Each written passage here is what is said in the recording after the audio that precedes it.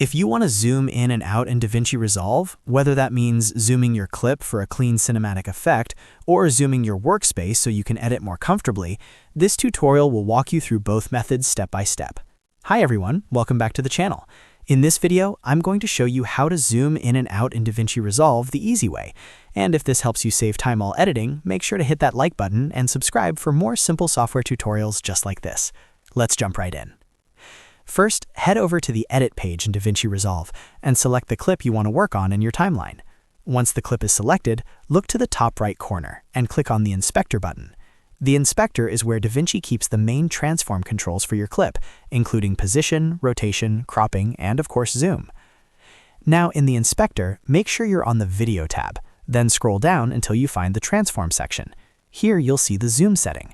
By default, the zoom X and Y values are linked, which means when you change one, the other follows automatically to keep your footage proportional and prevent distortion. That's really helpful if you want to scale your clip evenly. To zoom in, click and drag the numerical value next to zoom to the right. To zoom out, drag it to the left.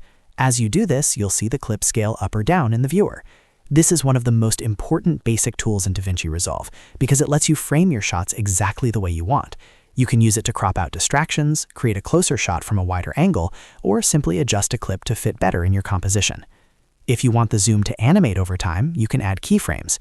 To do that, move your playhead to the point where you want the zoom animation to start, then click the small diamond keyframe icon next to zoom. This marks the starting scale of your clip. Keyframing is perfect for creating smooth zoom-ins, zoom-outs, or subtle motion effects that make your edits feel more dynamic.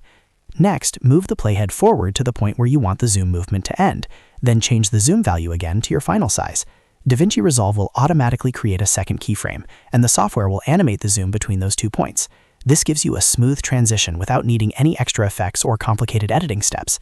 If you want an even easier option, you can also use dynamic zoom. Just click the dynamic zoom toggle in the Inspector, and Resolve will automatically create a zoom and pan effect for you. You'll see a green start box and a red end box in the viewer, and you can adjust those boxes to control the movement path.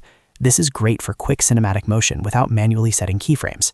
And if you were actually trying to zoom in and out of the interface itself, that's simple too. Just use the scroll wheel on your mouse while hovering over the timeline or the viewer. This changes how you view the workspace, not the actual clip scale, so it's very useful when you need a closer look at your edit or want to navigate more precisely. So to recap, zooming in and out in DaVinci Resolve can mean adjusting your clip scale in the Inspector, animating that zoom with keyframes, using dynamic zoom for an automatic effect, or zooming your workspace with the mouse wheel. Once you get used to these tools, they become second nature and can seriously improve your editing workflow.